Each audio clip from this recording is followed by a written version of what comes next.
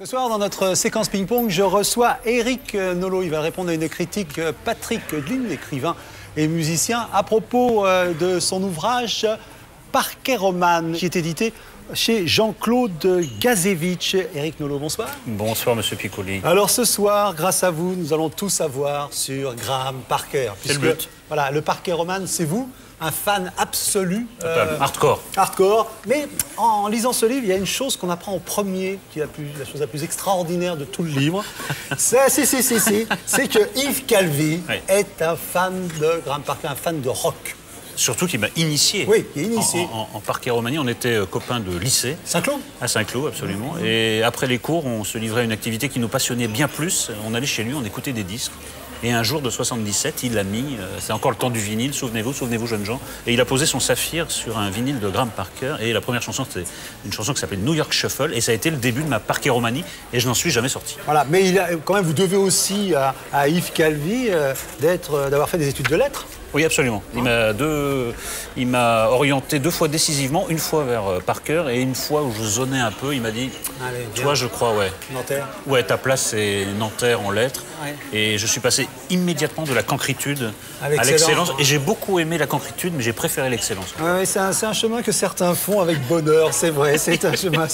Alors, présenter Eric Nolot, bon, il faut tout de même le faire. Il y a quelques personnes qui reviennent d'autres planètes et qui ne savent pas que vous êtes né. Voilà. Alors, vous êtes éditeur, traducteur, écrivain, critique littéraire. On vous connaît chez Laurent Ruquier, avec un certain Éric Zemmour. Comment va-t-il? Il va bien, il va mieux. Il va mieux. Il va mieux. Les choses s'apaisent. Voilà, les choses s'apaisent. Alors, on va parler de cet ouvrage. Et alors, Graham Parker, qui c'est? Qui c'est ce garçon? Alors Graham Parker, il a 3 fans inconditionnels dans le monde, c'est Bob Dylan, Bruce Springsteen et moi. Alors malheureusement, c'est pas le plus célèbre des 3 qui a fait le livre, mais c'est pas le moins fervent non plus. C'est un rocker britannique qui vit maintenant aux États-Unis et qui a déboulé sur la scène rock en 76. Et ça a marché tout de suite très fort. C'était le nouveau Bruce Springsteen, sauf que c'était le Bruce Springsteen anglais. Oui. En 80, il y a le classement par Rolling Stone des 100 meilleurs albums rock, donc de l'histoire du rock. Parker figure avec 2 albums. Le premier, All in Wind, et le 4e, qui s'appelle Squeezing Out Sparks. Et à partir de là, sa notoriété a décliné pour une raison assez simple, c'est qu'il a refusé... C'est l'homme de non-compromis. Voilà, refusé de faire ce qu'on lui disait de faire. On lui disait, mais ce serait tellement bien si vous refaisiez le premier album. Et c'est ça qui me sert de boussole, c'est qu'il n'a pas dévié d'un iota. Il fait ce qu'il veut et il est resté ce qu'il est. Voilà. Vous parlez de boussole, et moi je trouve que c'est tout à fait ça. Moi, je trouve que c'est un livre sur Eric Nolot, sur la passion d'être femme. Vous êtes un fan, j'allais dire, jusqu'à ce qu'il y a de plus crétin chez les femmes. Ah oui, oui. Par exemple, vous seriez capable d'acheter un disque de raclement de gorge de Graham Parker. C'est ce que vous dites pour rire. Non, je l'ai dit très sérieusement un jour à une jeune fille très jolie, sur laquelle j'avais des vues. Et pas du tout. Elle m'a dit, mais c'est complètement stupide. Donc il a fallu choisir rapidement entre un triple album des raclements de gorge de Graham Parker et cette jolie fille. J'ai choisi Graham Parker. Et là, je ne l'ai regretté à aucune minute. Et j'ai oublié le nom de cette jeune femme, alors que Graham Parker est devenu un ami, est devenu une idole, est devenu un auteur, puisque je suis également son éditeur. Alors, c'est aussi, ce livre, une promenade dans l'Amérique. Et une promenade dans l'Amérique anti-Bush. Parce que, quand même, Graham Parker a des idées que vous partagez. Est-ce que vous auriez pu être fan de Graham Parker si vous n'aviez pas partagé ses idées? En plus de sa musique. Hein. Il se trouve que moi, je ne savais pas que je plaçais si bien mon admiration. D'abord parce qu'il a fait carrière. Si c'était arrêté au bout de 3 ans, j'aurais eu l'air malin. Mais en plus, c'est vrai qu'on se retrouve de plein de choses. Quand il chante dans sa chanson Don't Ask Me Question, il s'adresse à Dieu. Dieu ne me pose pas de questions, il n'y a pas de réponse en moi. C'est un peu comme ça que je vois le rapport mystique à Dieu. Et en même temps, lui, il est britannique, c'est un fanat de politique, de télé, et c'est un anti-bouchiste, mais mortel. Il a même créé un double de lui-même, qui s'appelle Tex Scarborough. Oui, ça c'est extraordinaire. Qui est spécialiste des chansons à charge contre Bush, et il vous parle des années Bush que lui a vu de l'intérieur de manière magnifique. Je vais vous faire travailler un petit peu. La chanson dont vous venez de parler, Don't Ask Me Question, je n'ai pas votre anglais à l'évidence. Vous allez le lancer parce qu'on va l'écouter pour que tout un chacun se fasse une idée. Alors s'il vous plaît, lancement par Eric Nolot de Graham Parker. Don't Ask Me Questions par Graham Parker, élu par Bob Dylan, plus grande chanson rock de tous les temps.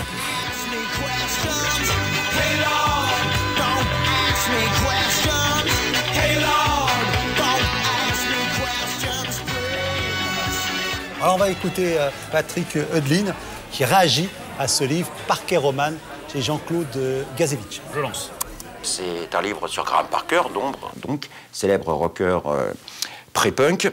Et tu as fait ça, je veux dire, c'est pas vraiment une biographie, tu as voulu être original, donc c'est un mélange d'interviews, d'extraits de concerts et tout ça. J'ai traqué l'erreur, je me suis dit, j'ai bien trouvé un truc où il s'est trompé, tu as une citation, un machin, je veux dire.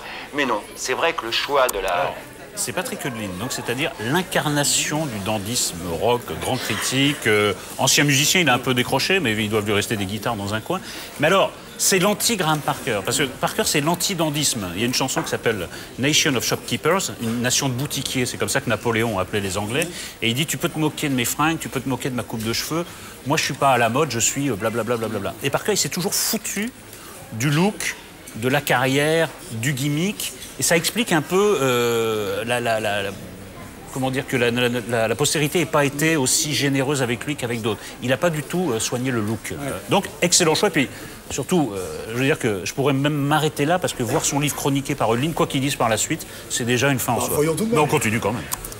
Tu vois, je veux dire, comme tu as refusé de faire une biographie suivie traditionnelle, on va dire, que tu as voulu faire comme ça une sorte de road movie littéraire, ou je ne sais pas comment, ou de roman épistolaire moderne, ou de bon, voilà et tout. Mais donc on se balade dans ce livre, je veux dire, tu vois, au niveau des époques, au niveau de... Parfois c'est des interviews, parfois c'est toi qui parles, parfois c'est Graham Parker et tout ça, une lecture rapide. Oui, il veut dire que c'est pas chronologique voilà. Et qu'effectivement il y a une... Non mais voilà ce qui s'est passé, c'est que moi j'avais l'idée depuis plusieurs années de faire un livre sur Parker juste pour faire partager la passion. Mais je trouvais pas la forme. Un jour j'envoie une lettre à Philippe Manœuvre, le rédacteur à l'origine de Rock and Folk absolument. Et je lui dis voilà, je vais aller voir Parker comme d'habitude chaque année, je vais voir 4-5 concerts de Parker, je le suis de ville en ville. Est-ce que vous voulez que je vous fasse un petit reportage, un road movie? Et Manœuvre me répond oui, mais il me répond oui 2 ans plus tard. Ça, je n'ai jamais compris ça. C'est-à-dire qu'il répond à mon mail, voilà, 2 ans après. Mais le mail arrive au moment où je vais reprendre la route pour aller voir de nouveau Parker. Et là, ça a été l'illumination. Je me suis dit, mais au fond, c'est toujours le moment pour moi de passer, de parler de Graham Parker. Tout a changé en moi. Tout a changé autour de moi. En moi, j'ai changé de métier, j'ai changé de situation familiale, etc. Tout a changé autour de moi. Les tours jumelles sont tombées, le mur de Berlin est tombé.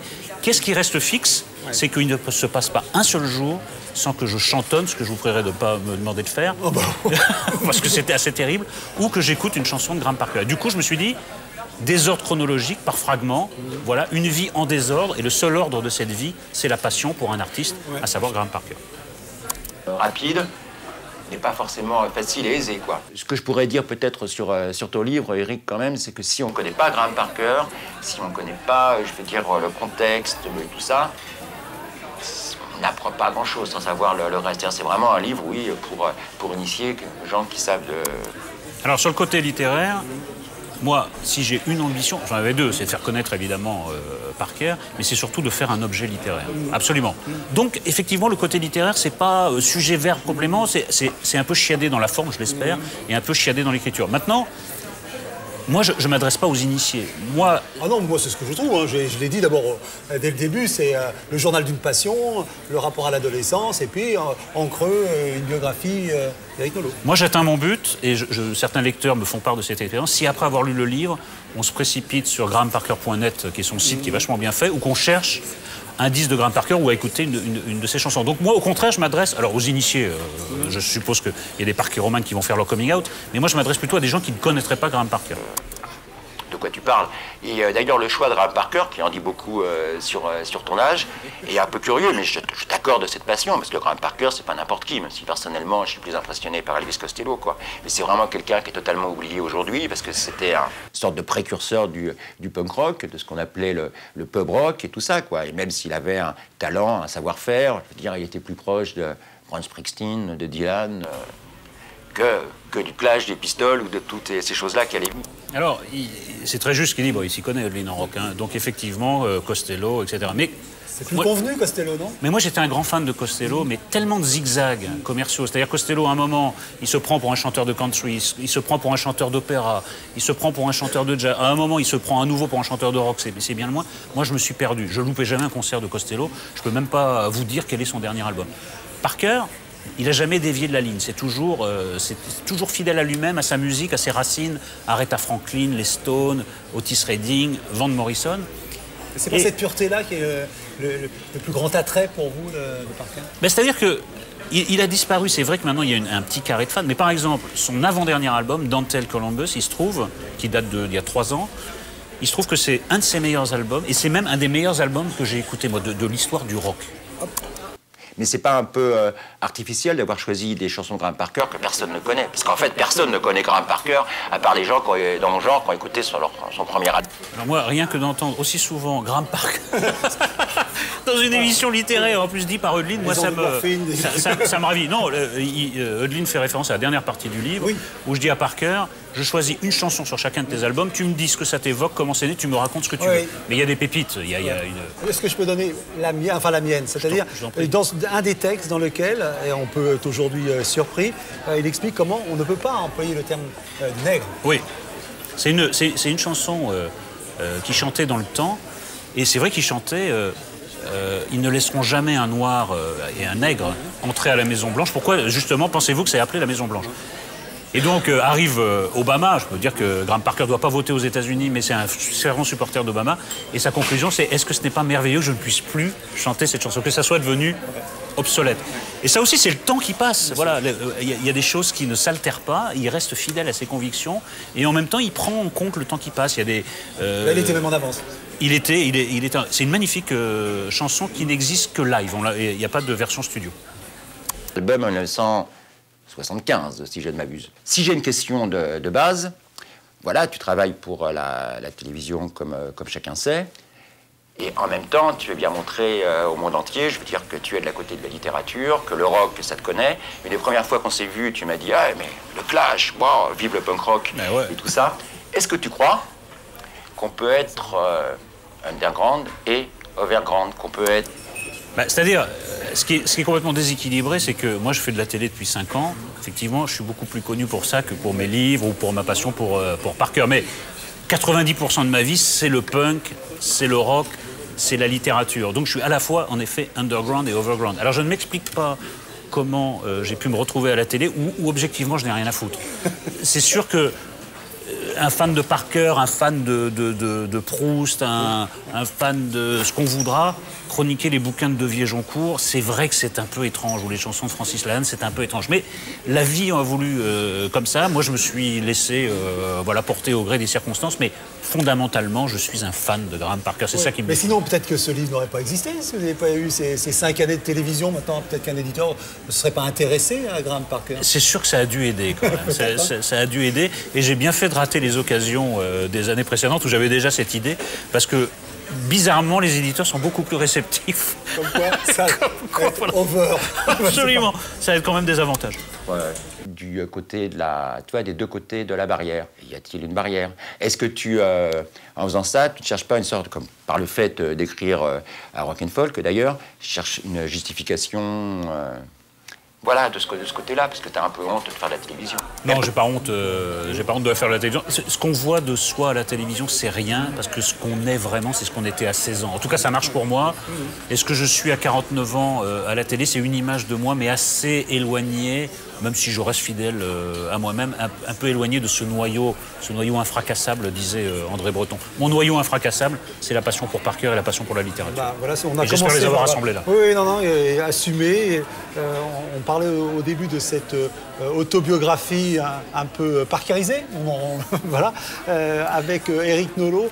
Parker Roman, chez Jean-Claude Gazevich, répondait à Patrick Eudlin à propos de cet ouvrage. Quel honneur, donc on peut lui faire un petit coucou. Ah ouais, non, un salut rock'n'rollesque, un salut binaire sur lui. Respect. Total respect.